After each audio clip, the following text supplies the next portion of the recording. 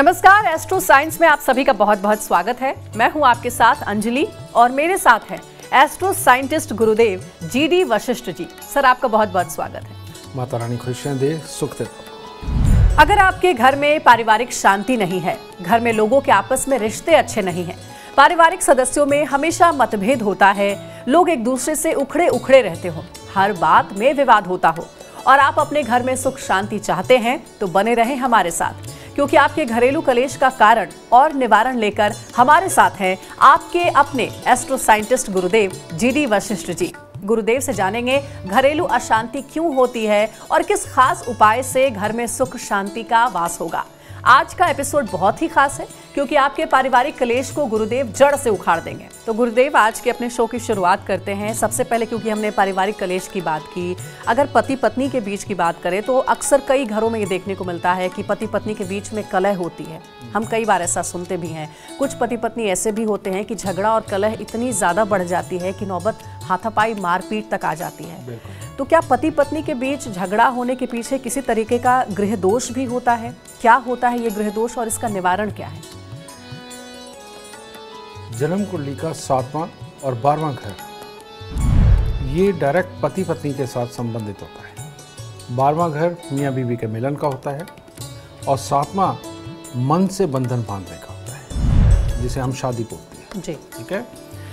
जब इन घरों के अंदर कोई भी खराब ग्रह बैठने लगते हैं और वो जो बैठे हुए ग्रह है इस घरों के अंदर, वो जब अशुभ होते हैं तो मियाँ बीवी में कला होती है, लेकिन अलग नहीं होते। लड़ाई झगड़ा मार पिटाई ये सब कुछ होता है और बहुत बहुत दिन तक अपने ही घर में रहते हुए अलग अलग रहते हैं। तो ये जन्म कुंडली के 7वें और 12वें घर के कारण होता है। इसके अंदर अगर 7वें 12वें और तीसरे घर के अंदर खास तौर पे कोई अशुभ ग्रह बैठा हुआ हो तो मियाँ बीवी का लड़ाई झगड़े के बाद में तलाक भी होता है।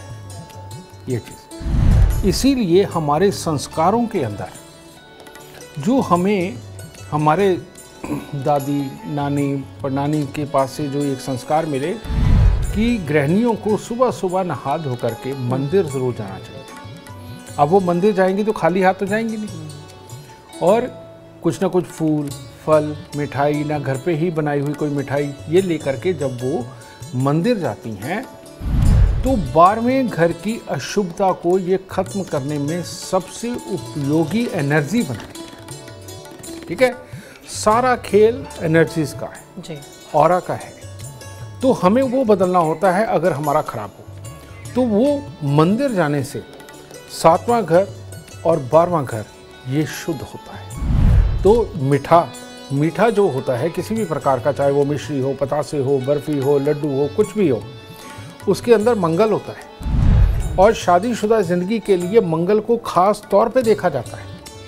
और मंगल खराब हो तो घर में क्लेश के चांसेस बहुत ज़्यादा होते हैं। तो इसीलिए मंदिरों के अंदर जितनी चीज़ें चढ़ाई जाती है, आप देखिए कड़वी नहीं होती, सारी की सारी मीठी होती हैं। तो वो जब हम मीठी बना के चढ़ाते हैं तो उससे शादीशुदा ज़िंदगी के क्लेश खत्म। दूसरा मियाँ बीवी के बीच में लड़ाई का कारण जो सबसे बड़ा है, और वो क्या है, एक की बात दूसरे को समझ ना आए, एक की बात दूसरे को बुरी लगे, समझाने लगो तो इरिटेशन पैदा हो जाए और लड़ाई का रूप ले ले। ये किस लिए होता है? ये होता है अपने अंदर ऑक्सीजन की कमी के कारण। ऑक्सीजन की कमी के कारण याददाश्त की कमी, और याददाश्त की कमी के कारण सामने अपने जीवन साथी की रोज़मर्रा की बातों को भूल जाना कि इसको क्या अच्छा लगता है क्या बुरा लगता है, ये भूल करके हर वक्त वही बात करना जो तुम्हारी नेचर में है और जो कि सामने वाले को बुरी लगती है। तो ये दूसरा कारण होता है शादीशुदा ज़िंदगी के अंदर लड़ाई का। तो इसीलिए औरतों को ख़ास तौर पे एक हिदायत दी गई कि शादीशुदा ज़िंदगी में अगर दिक्कत है तो बृहस्पतिवार को कच्चा पीला सूत पीपल को लपेट करके वहाँ पर जल चढ़ाएं। कारण आप सबको पता है कि इस धरती पर ऑक्सीजन का अगर कोई 24 आवर का कोई स्रोत है तो वो पीपल का पेड़ है। तो ये ऑक्सीजन की कमी पीपल को कच्चा पीला सूत लपेटते लपेटते में 7 बार जब लपेटते हैं, औरत के अंदर जाती है, उसकी याददाश्त बढ़ती है, उसकी सहन शक्ति बढ़ती है और अपने ही घर वालों की ज़रूरतों को, बातों को समझने में उसको मदद मिलती है। ये साइंस है, ठीक है। और इतनी सी ये साइंस फॉलो करने से घर के अंदर कलेश होने बंद हो जाते हैं। जी, बहुत अच्छा और सरल उपाय गुरुदेव ने बताया है। एक और समस्या अमूमन कई घरों में देखने को मिलती है गुरुदेव कि पिता और बच्चे के बीच का संबंध अच्छा नहीं है, ठीक नहीं चल रहा है। कई बार तो बातचीत तक नहीं होती है पिता और बच्चे की। तो इसके लिए कौन सा गृह दोष जिम्मेवार है, इसका निवारण कैसे हो? जन्म कुंडली के अंदर पिता की कुंडली में पुत्र का जो स्थान होता है वो जन्म कुंडली का 5वां घर होता है, और पुत्र की कुंडली के अंदर जो पिता का स्थान होता है वो जन्म कुंडली का 5वां घर होता है, ठीक है। अगर पिता की कुंडली के अंदर जन्म कुंडली के 5वें घर के अंदर पापी ग्रह शनि, राहु, केतु को बोलते हैं, शुक्र को भी बोलते हैं, लेकिन यहाँ शनि, राहु, केतु आ रहे हैं। ये कोई भी ग्रह एक भी अगर इनमें से विराजमान है यहाँ पर, तो पिता की ही अपने पुत्र के साथ नहीं बनेगी। पिता हर वक्त अपने बच्चे को समझाने की फिराक में रहेगा, जिससे कि बच्चा दुखी होगा।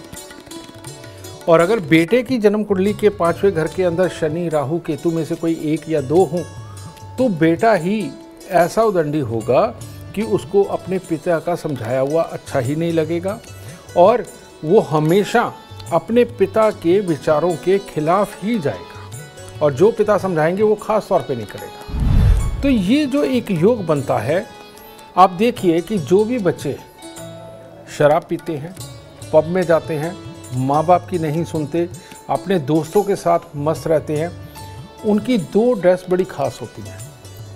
एक होती है काली और नीली, यानी कि नेवी ब्लू कलर और ब्लैक कलर, उनको बहुत पसंद होता है।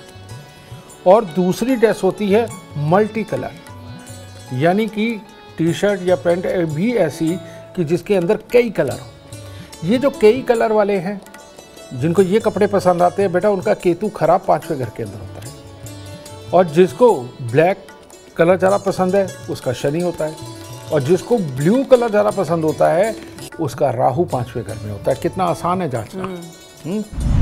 अब ऐसी अवस्था में जिस बच्चे का, मान लीजिए आपके घर में कोई ऐसा बच्चा है और जिसका स्वभाव नहीं मिल पाता माँ बाप से, या माँ बाप जो समझाते हैं वो उसको नहीं फॉलो करता है और हमेशा विचारों में तकरार रहती है, तो आपको जांचना क्या है। अगर वो मल्टी कलर पसंद करता है तो ऐसी अवस्था में 43 दिन लगातार 200 ग्राम चावल, 200 ग्राम देसी खांड दान दे दीजिए, आपका बच्चा सीधा हो जाएगा। और ख़ास तौर पे ऐसे बच्चे को अगर ज़ुकाम, डस्ट, एलर्जी भी रहता है तो फिर तो ये उपाय रामबाण की तरह काम करेगा, और माँ बाप के साथ विचार भी मिलने लगेंगे। सिर्फ 43 दिन ये चावल और देसी खांड दान देना है।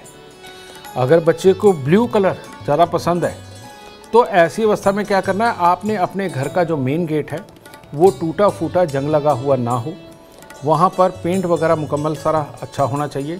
और जो घर का मेन गेट है उसकी दहलीज के ऊपर चांदी की एक आधे इंच मोटे पतरा लगा दीजिए, ताकि आपका बच्चा जब घर में एंटर हो तो नेगेटिव ऊर्जा सारी बाहर ही रह जाए। चांदी में ये खासियत है कि नेगेटिव ऊर्जा, या आप ये कहें कि जो बुरी हवाएं हैं वो चांदी के आगे नहीं ठहरती। तो जैसे ही आपके घर की दहलीज में एंटर करेगा तो वो नेगेटिविटी बाहर छोड़ाएगा, ठीक है। और जब घर के अंदर रहेगा कूल रहेगा। और एक चांदी का ठोस हाथी बनाइए जो कम से कम 60 ग्राम का हो, जिसकी सूंड नीचे को हो, राइट पाँव आगे को हो, वो उसके सोने वाले कमरे में बेड के आसपास रख दीजिए। ये इसकी पॉजिटिव ऊर्जा को हमेशा बना करके रखने में उसकी मदद करेगा। तो ये ब्लू वाले भी हो गए। अब आगे ब्लैक वाले। अगर आपके बच्चे को ब्लैक कलर बहुत ज़्यादा पसंद है और चिड़चिड़ा रहता है, उसकी आंखों में दिक्कत रहती है, इरिटेट रहता है, जल्दी बाल सफ़ेद भी हो रहे हैं, अगर इस तरह के सिम्टम्स बच्चे के अंदर है और आपका कहना नहीं मानता और आपस में नहीं बनती है, कुछ नहीं, माँ करे या बाप करे, 43 दिन लगातार 8 साबुत बादाम लेकर के मंदिर चढ़ाएं, प्रणाम करें, आते हुए 4 वापस उठा करके ले आने, ठीक है, और लाके लोहे के डिब्बे में बंद करके उनको किसी अंधेरी जगह पे रखें जहां सूरज की रोशनी ना पड़ती हो। 43 दिन ऐसा करने के बाद डिब्बे को बंद करके वहीं पड़ा रहने दें और 1 साल तक इन बादामों को अपने घर पे रखें। 1 साल बाद उठा करके बादामों को जल प्रवाह कर दें, डिब्बा कहीं बाहर फेंक दें। आप ये करके देखिए, पक्की बात है, ये लाल किताब अमृत के उपाय, वशी ज्योतिष के उपाय आपकी पूरी ज़िंदगी के दुख तकलीफ ख़त्म करने में पूरी तरह सक्षम है। बहुत सरल उपाय बताए हैं गुरुदेव ने और अमूमन कई घरों में ये समस्या देखने को मिलती है। आप ये उपाय ज़रूर अपने घरों में अपनाएं और देखिए आपकी समस्या का निवारण ज़रूर होगा। आप देखते रहिए एस्ट्रो साइंस। हमारे एस्ट्रो साइंटिस्ट गुरुदेव GD वशिष्ठ जी आपको सरल उपाय आगे भी बताने वाले हैं जो आपके घर में हर तरह के कलह को जड़ से खत्म कर देगा। गुरुदेव ऐसा कहते हैं कि बच्चे की सबसे पहली गुरु या फिर दोस्त कह लें वो उसकी माँ होती है। माँ और बच्चे का प्यार किसी गवाही का मोहताज नहीं है। लेकिन अगर बच्चे अपनी माँ की ना सुनते हो या हमेशा अपनी माँ से कटे कटे रहते हो, इसके पीछे का क्या कारण है और ऐसी माँओं को क्या उपाय करना चाहिए? यही बात है बेटा कि हम ये एक्सपेक्ट करते हैं कि एस्ट्रोलॉजी के पास हर जवाब है और हर सवाल जब मर्जी दागे और उसका जवाब सामने से आ जाएगा। इसके पीछे टेक्निकल रीज़न बहुत सारे हैं। टेक्निकल रीज़न क्या है? अगर माँ की जन्म कुंडली के अंदर चौथे घर के अंदर कोई बहुत ही खराब ग्रह बैठे हैं तो उसके घर में तो क्लेश रहना ही रहना है। और अगर बच्चे की जन्म कुंडली के अंदर चंद्रमा बहुत खराब अवस्था के अंदर है तो ऐसी अवस्था में भी माँ के दुखों का कोई ना कोई हिस्सा पैदा होता ही रहेगा। और बच्चे के लगन में या चौथे घर के अंदर कोई खराब ग्रह बैठे हैं तो माँ के साथ उसका कोई ना कोई टकराव वैमनस्य चलता ही रहेगा। अब ये दो चीज़ें हो गई। इसका मैं इलाज तो आपको दे रहा हूँ यहीं पे। खास तौर पे माँ के साथ में सारी ज़िंदगी बच्चे की बॉन्डिंग बहुत शानदार रहे और माँ और बच्चा दिल से एक रहे, चाहे वो लड़का हो चाहे वो लड़की हो। इसका उपाय तो आज मैं आपको देने वाला हूँ। लेकिन आपको ये मैं कहना चाहता हूँ कि सारी दुनिया को उनका भविष्य बता करके सही यकीन दिलाने का काम हमने किया है और इसके लिए मैंने अपना नफ़ा नुकसान बिल्कुल नहीं सोचा और मेरे को सिर्फ आप लोगों के दुख से मतलब था। इस वजह से आप सबके लिए मैंने क्या किया है, आप अभी के अभी एंड्रॉयड फ़ोन के अंदर प्ले स्टोर में जा कर के एस्ट्रो साइंस ऐप डाउनलोड करें और माँ की भी डेट ऑफ बर्थ टाइम डाल के और बच्चे की भी date of birth time birth place डाल के एक तो बच्चे की लक मीटर के अंदर राशि चेक कर ले और एक उसके अंदर सेक्शन है कुंडली के बहुत बुरे योग, उसके अंदर चेक करिए। आपको सारी चीज़ का विवरण मिल जाएगा कि इन लोगों की माँ की मानसिकता क्या है, बेटे की क्या है, माँ कहाँ गलत हो सकती है या बच्चा कहाँ से गलत हो सकता है और उसका उपाय क्या है। वो अगर आप सटीक उपाय करते हैं जो कि मैंने आप सबके लिए बिल्कुल फ्री में कर दिया है, 1 रुपया भी नहीं लेते हम उसका, ठीक है। और ये सब आप लोगों का दुख मिटाने के लिए, घर घर से दुखों को मिटाने के लिए ये मैंने किया है काम जी। तो इसके अंदर जाकर के देखिए और देख के बहुत बुरे योगों का इलाज करिए, सुखी हो जाएंगे। और वैसे इसका जो जनरल इलाज है कि माँ बच्चा एक हो जाए और आपस में तकरार ख़त्म हो। पहले लोग सुबह नहा धो करके जल लेते थे, जल में थोड़ा सा दूध डालते थे, 4 दाने चीनी के डालते थे और जाकर के बड़ के पेड़ पे चढ़ाते थे और गीली मिट्टी का तिलक लगा के आया करते थे। सबसे उत्तम इलाज ये है।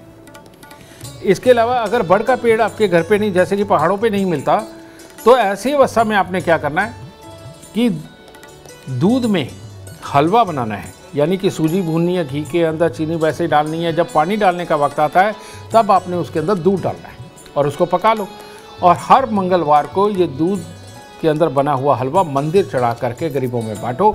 ये सबसे उत्तम इलाज है माँ और बच्चों के आपस में अच्छी बॉन्डिंग बनाने के लिए, रुपए पैसे प्रॉपर्टी के अंदर आने वाली बाधाओं को हटाने के लिए, अपने घर के अंदर बिल्कुल कूल माइंड होके हंसते खेलते आपस में परिवार को चलाने के लिए सबसे उत्तम उपाय है जो आपको ज़रूर करना चाहिए जी। और अब अगला सवाल जो है गुरुदेव, वो लगभग हर घर की समस्या है। वो सवाल ये है कि कहते हैं कि शादी के बाद बहू जो है वो अगर किसी के सबसे करीब होती है तो वो अपनी सास के करीब होती है, लेकिन सास बहू की जो नोक झोंक है वो अगर बढ़ जाती है तो पूरा घर का माहौल मानो बिगड़ जाता है। ऐसे कौन से ग्रह हैं जो सास और बहू की आपस में नहीं बनने देते हैं? उनका वैचारिक मतभेद बड़े झगड़े में बदलकर रोज घर का माहौल खराब कर देता है और इसके लिए क्या खास उपाय हैं जिससे कि सास और बहू में प्यार बढ़े, कभी तकरार ना हो? जन्म कुंडली के अंदर चौथा घर होता है माँ का, पति की माँ, और 7वां घर होता है पति का, अगर हम एक लड़की या औरत की कुंडली की बात करते हैं जी। चौथे घर से पानी देखा जाता है और 7वें घर से मिट्टी देखी जाती है, खेती वाली, ठीक है। तो इन दोनों का मेल तो है ही नहीं। अगर लिमिटेड मात्रा में खेती के अंदर पानी जाए तो फसल पैदा होती है, घर में खुशहाली आती है ना। इसको आप ये कह सकते हैं कि अगर सास का इंटरफेरेंस थोड़ा कम रहे तो घर में खुशहाली ज़्यादा अच्छी रहती है, ठीक है। लेकिन अब बाढ़ वाली सिचुएशन देखिए कि बाढ़ आती है तो वो क्या करती है, जब बाढ़ आती है वो खेतों की मिट्टी को काट के बहुत बड़ा हिस्सा अपने साथ बहा करके ले जाती है, यानी कि इसे बोलते हैं चौथे और सातवें घर की लड़ाई, यानी चंद्र शुक्र आपस में मिलकर के नीच केतु बनाते हैं। ये एस्ट्रोलॉजिकल वे है इसको जानने का। तो ये पानी और मिट्टी की जो लड़ाई है यही सास और बहू की लड़ाई है जी, ठीक है। इसके अंदर हमें देखना क्या है, अब हो सकता है बहू गलत हो सकता है सास गलत हो, तो ये चीज़ है। तो ऐसी अवस्था के अंदर एक मीडिएशन के लिए कोई होना चाहिए जो इन दोनों को समझा सके कि कौन गलत है कौन सही है, और बात को ये अपने ऊपर लेकर के ठंडा कर सके। ऐसे ही एस्ट्रोलॉजी है। कहते हैं दो दुश्मन ग्रह अगर आपस में मिल रहे हैं तो बीच में एक ग्रह ऐसा बैठा दीजिए जो इसका भी मित्र हो इसका भी मित्र हो, तो ये लड़ाई बंद हो जाती है। ये बड़ा मुश्किल संयोग भी है गुरुदेव, हाँ, जो आप कह रहे हैं। नहीं, मैं इसका अभी बताऊंगा कि हमारे संस्कारों में इसे कैसे किया गया जी। हमारे संस्कारों के अंदर सबसे पहले लड़की को दहेज के अंदर चांदी देते थे ज़्यादा, ठीक है। अब लोग अमीर हो गए, सोना देना शुरू कर दिया। अब जितना ज़्यादा दहेज के अंदर सोना आता है तो वो चांदी तो आई नहीं जी, ठीक है। उसकी वजह से बृहस्पति देव आ गए, जिसके कारण गर्मी रहती है, और लड़की को घमंड रहता है कि मैं पैसा ज़्यादा लेके आई हूँ, मैं अमीर घर से आई हूँ। वो भी एक पंगा पड़ता है। एक ये, दूसरा, जो लड़की सिंदूर नहीं लगाती, माथे पे लाल रंग की बिंदी नहीं लगाती, और हाथ में वो जो चूड़ा पहनते हैं ये नहीं पहनती, बहुत जल्दी त्याग देती है, उसके घर में सास बहू की लड़ाई कंफर्म है, तय है, क्योंकि ये साइंस है। ये मंगल जब तक बहू धारण नहीं करके रखेगी तब तक बातों को सहने की शक्ति उसके अंदर डेवलप नहीं होगी, ठीक है। एक ये चीज़। चलिए, मॉडर्न ज़माना है, आप चूड़ा भी नहीं पहन सकते, सिंदूर भी नहीं लगा सकते, बिंदी भी नहीं लगा सकते, चलो मान लिया। एक काम कर लीजिए, एक चांदी की डिब्बी लीजिए, चांदी की डिब्बी में शहद भर लीजिए, और शहद भर के एल्फी वगैरह से उसको चिपका लीजिए ताकि वो शहद बाहर ना आए। जिस भी घर में सास बहू की लड़ाई होती है, अगर सास और बहू को ये दोनों को एक एक डिब्बी रखवा दी जाए, यानी कि मंगल इन दोनों के बीच में स्थापित कर दिया जाए, तो इनका मन अपने आप नरम होकर के एक दूसरे की बात को समझने लगेगा और कलेश खत्म हो जाएगा।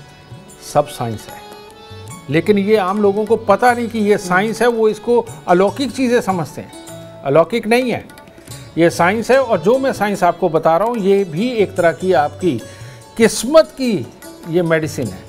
खा के देखिए, सास बहू के कलेश खत्म हो जाएंगे। देखिए, गुरुदेव ने आपकी सबसे बड़ी समस्या का निवारण बता दिया है। बहुत ही सरल उपाय है, ज़रूर अपने अपने घरों में इसे इस्तेमाल करें।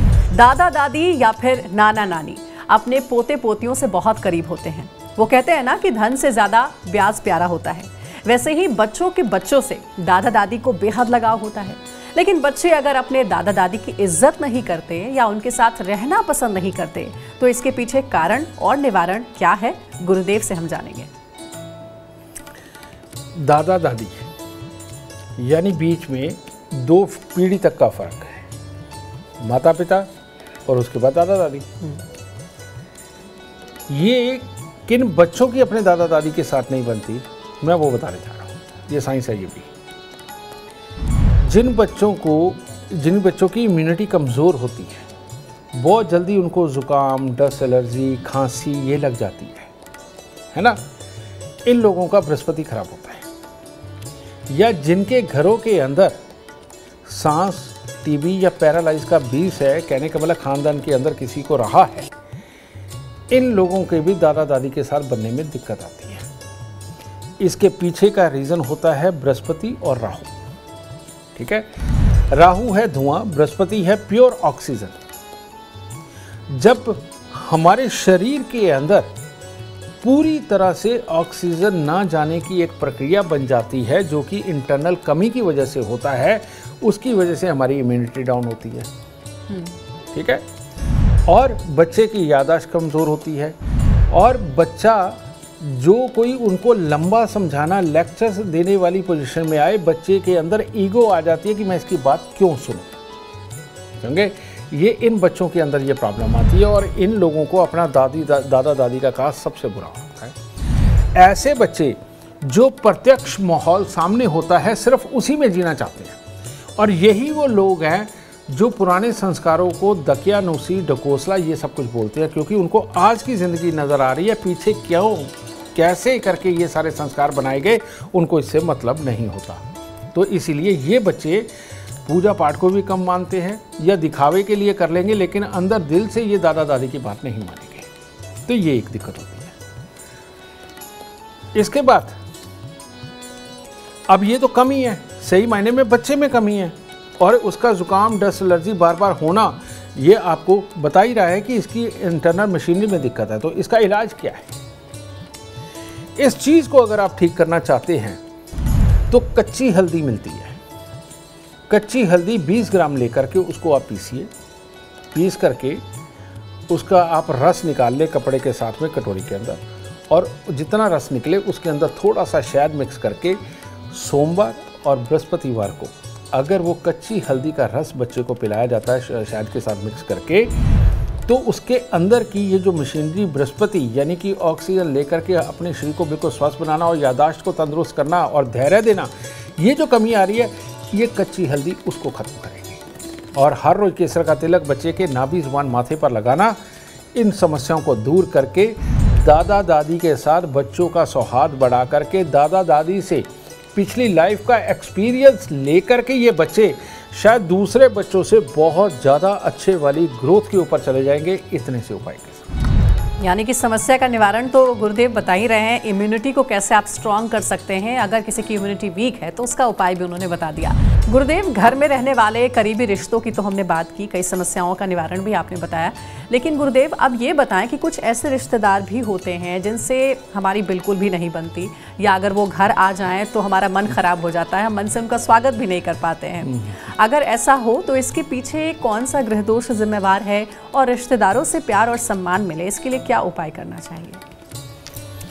बेटा अब तुमने तो रिश्तेदार बोल दिया, लेकिन रिश्तेदार इतने सारे होते हैं जो 9 ग्रहों में बटे होते हैं और 12 घरों में बटे हुए होते हैं। जैसे पहला घर नाना का होता है, दूसरा घर ससुर का होता है, तीसरा घर छोटे भाई बहन का होता है, चौथा घर माँ और मामा परिवार का होता है, पांचवा घर पिता और पिता के सगों का होता है, छठा घर फिर अगेन मामा का होता है या बहन का होता है। तो इस तरह से अलग अलग। मैं इसके अंदर आपको जो बहुत ही ज़्यादा किस्मत कनेक्शन रखता है मैं उस घर के बारे में बताता हूँ। अगर जन्म कुंडली के चौथे घर के अंदर ग्रह खराब बैठा हुआ है तो मामा के साथ तकरार होती है लेकिन मिलना रहता है। मामा के साथ तकरार होती है लेकिन उसके साथ मिलनसारी रहती है, और समय समय पे बुरे वक्त में थोड़ा बहुत काम भी आते हैं। ठीक है, तो ये चौथे घर की अशुभता को दूर करने के लिए हमें करना क्या है कि जब भी कभी चलते पानी के किनारे जाए तो थोड़ी सी चने की दाल बहा दीजिए बहते पानी के अंदर, इससे ये बुरापन निकलेगा। फिर जो रिश्ता ही खत्म होता है, जिनको देखते ही चिड़न आती है और मामा को भी आए और भांजे को भी आए और दोनों एक दूसरे के ऊपर ब्लेम गेम करते हों और देखते ही सड़ जाते हों, इवन शादी पे भी मिले तो तब भी एक दूसरे की तरफ तलक निगाहों से देखते हों, ऐसे में जन्म कुंडली का छठा घर ये जिम्मेवार होता है। ये मामा का प्योर घर है। ठीक है, ऐसी अवस्था के अंदर बेटा अगर ऐसा इंसान बंदरों को गुड़ गेहूँ खिलाता रहे और नीले रंग के फूल ये माँ सरस्वती को समय समय पे अर्पण करता रहे तो उसके अपने मामा परिवार के साथ में ये प्रॉब्लम खत्म हो जाएगी, और फिर मामा को भांजे को देख के और भांजे को मामा को देख करके चिड़न कभी नहीं आएगी। अपने रिश्तों को मजबूत करें, अपने रिश्तों को मजबूत करें। इतने छोटे से उपायों के साथ लड़ने में क्या रखा है बेटा। बिल्कुल सही बात है, छोटी सी जिंदगी है और ऐसे में सबके साथ मिलजुल कर खुश रहना चाहिए, खुद भी खुश रहिए और दूसरों को भी खुश रहिए। गुरुदेव अब जरा आप इसके उपाय बताइए कि घर में अगर शांति हमें रखना हो, सुख समृद्धि का वास हो, इसके लिए दर्शकों को कोई एक वास्तु उपाय बताएं। जन्म कुंडली का जो दूसरा घर होता है ये धन के लिए होता है, लिक्विडिटी के लिए, अपने कुनबे के लिए, ससुराल के लिए और हमारी वाणी के लिए जन्म कुंडली का दूसरा घर देखा जाता है। लेकिन जो मैं बताने जा रहा हूँ, हो सकता है आपके घर पे आने वाले कोई भी वास्तुकार वो इस बात को ना माने, लेकिन जो अभी मैं बताने लगा हूँ उससे प्रैक्टिकल आप स्वयं करके देखें और देखें कि उसका रिजल्ट आता है या नहीं। जन्म कुंडली का दूसरा घर यानी कि उत्तर पश्चिम, नॉर्थ वेस्ट, इसके अंदर अगर टॉयलेट हो, कबाड़ हो या ऐसी कोई अलमारी रखी हुई है जिसमें कबाड़ भर के रखा हुआ है, वॉशिंग मशीन हो, ठीक है, नहाने धोने का स्थान हो और वहाँ पर जंग लगा हुआ कोई चीज़ें पड़ी हुई हैं, या आपके नौकर ही उस दिशा के अंदर रहते हैं, तो आपके घर में बीमारी भी होगी, क्लेश भी होगा, पैसा आएगा लेकिन जाएगा कहाँ आपको पता भी नहीं चलेगा। आने में दिक्कत नहीं, वो आपके ग्रहों के से आ रहा है लेकिन टिकेगा नहीं। इसीलिए यहाँ पर कबाड़, टॉयलेट, बाथरूम, कबाड़ की अलमारी या नौकरों के रहने का स्थान ना हो, जो सफाई कर्मचारी, ठीक है। अगर ये आप यहाँ से नॉर्थ वेस्ट से शिफ्ट करते हैं तो आपको बहुत बड़े लाभ होने वाले हैं। दूसरे घर के अंदर राहु खराब होता है, इसका मैंने इलाज बताया। दूसरे घर के अंदर सूर्य भी खराब होता है। दूसरे घर के अंदर सूर्य हो तो कहते जर जोरू ज़मीन का झगड़ा पड़ेगा ही पड़ेगा और पैसे फंसेंगे, प्रॉपर्टी फंसेगी, ये होगा। तो इसका मतलब क्या, आपके घर के नॉर्थ वेस्ट के अंदर किचन है। अगर नॉर्थ वेस्ट के अंदर किचन रही, वहाँ चूल्हा जलता रहा, तो जर जोरू ज़मीन का झगड़ा पड़ेगा, पैसा आएगा, आप प्रॉपर्टी पे लगाएंगे, उसके डॉक्यूमेंट में प्रॉब्लम निकल आए, बीच में आदमी प्रॉब्लम कर दे, कुछ भी कर दे, उसमें दिखते रहेंगी और बीवी बीमार रहेगी, आपस में क्लेश रहेगा और जिसको पैसा दे दोगे वो वापस नहीं मिलेगा। तो इसीलिए नॉर्थ वेस्ट के अंदर ना किचन, ना टॉयलेट, ना बाथरूम, ना कबाड़ वाली अलमारी, ये बिल्कुल नहीं होनी चाहिए। इसको हटा के देखिए, आपके मैक्सिमम दुख यहीं से खत्म होने शुरू हो। घर में हमेशा सुख शांति का वास हो और परिवार में एकता बनी रहे, गुरुदेव इसके लिए क्या कोई खास उपाय है या फिर कोई खास वस्तु जो कि घर में रखी जाए? ये एक बार में ही एक ही उपाय देकर के इस चीज़ को ठीक कर दिया जाए, ऐसा हो ही नहीं सकता। रोज हमारे टीवी चैनल पे अलग अलग ज्योतिष शास्त्री इस तरह के रोज उपाय देते हैं, लेकिन आप सबने भी आजमा के देखा होगा ये संभव है ही नहीं। लेकिन एक बात सत्य है कि जिस घर के अंदर पापी ग्रहों को सदा खुश रखा जाता है, किसको पापी ग्रह कौन से? शुक्र, शनि, राहु, केतु, ये धन देने वाले ग्रह हैं। शुभ ग्रह जो है धन नहीं देते, अशुभ ग्रह ही धन देते हैं। अगर हम इनके जानवरों को खुश रखें तो हमें ये अकल ज़रूर आ जाएगी कि किस बात पे लड़ना है, किस बात पे नहीं लड़ना, क्योंकि लड़ना भी ज़रूरी होता है। कई बार हक की बात होती है, कई बार सामने से गलत हो रहा होता है, उसका जवाब देना भी ज़रूरी होता है, ठीक है, उससे नहीं बचना, लेकिन बेमतलब की बातों से बचना ज़रूरी है, जिसके कारण घर में सुख शांति बनी रहे। तो आज आप सबको, आपके घर में रुपया पैसा आए, आपके बच्चे तरक्की करें, आपके आइडियाज़ सक्सेस हों, मियाँ बीवी का रिश्ता परफेक्ट रहे और घर के अंदर किसी चीज़ की कमी ना हो, उसका मैं उपाय देने जा रहा हूँ। और वो उपाय क्या है? वही हमारे दादी नानी के समय का उपाय। वो क्या? वो खाने से पहले 3 ग्रास निकालते थे, एक गाय का, एक कुत्ते का, एक कौवे का। तो ऐसे में आज के ज़माने में आपके बच्चे नहीं मान रहे, कोई बात नहीं, लेकिन घर की गृहिणी को क्या चाहिए? आज जब घर का खाना बनने लगा है सुबह के वक्त में, वो जो पहली रोटी तवे के ऊपर डाली है ना, उसको पका के उसको अलग रख दे और सबको खाना पीना खिलाए, सबको ऑफिस भेजे, स्कूल भेजे, और उसके बाद वो एक रोटी को आधी तोड़ के गाय को दे दे, आधी कुत्ते को डाल दे और आधी छोटा छोटा चूरा करके कौवों के लिए डाल दे। जो गृहिणी ये वाला उपाय रोज नहीं भूलेगी, आप इसी 1 साल के अंदर देखिएगा, घर के अंदर पति के सुख को वाच करके देखिए, बच्चों के सुख को वाच करके देखिए, पैसे के सुख को वाच करके देखिए, और जो लोग तुम्हारे को पहले साथ नहीं देते थे और तुम्हारी बात को अहमियत नहीं देते थे, किस तरह से वो चल चल के आपको आकर के अहमियत देने लग जाएंगे। ये आप करके देखिए। ये लाल किताब का अमृतमयी इलाज है और ये करने से आज की डेट में लाखों करोड़ों घर सुखी हो चुके हैं और आपको जल्दी सुखी हो जाना चाहिए ये उपाय करके। तो गुरुदेव के उपाय आप आजमा कर देखें। देखना कैसे घर से आपके कलह, कष्ट और परेशानियां कोसों दूर भाग जाएंगी। उम्मीद करते हैं आपको आज का विषय पसंद आया होगा। कल आपके सामने लेकर आएंगे एक और विषय जो आपकी कॉम्प्लिकेटेड लाइफ को बना देगा आसान और खुशियों से भरपूर। अगर आप हमारे गुरुदेव से मिलना चाहते हैं या पर्सनली बात करना चाहते हैं तो हमें आप कॉल करें 9999990522 पर। फिलहाल समय हो गया है आपसे इजाजत लेने का। आप बने रहे हमारे साथ और हमारे एस्ट्रो साइंटिस्ट गुरुदेव जी.डी. वशिष्ठ जी के साथ।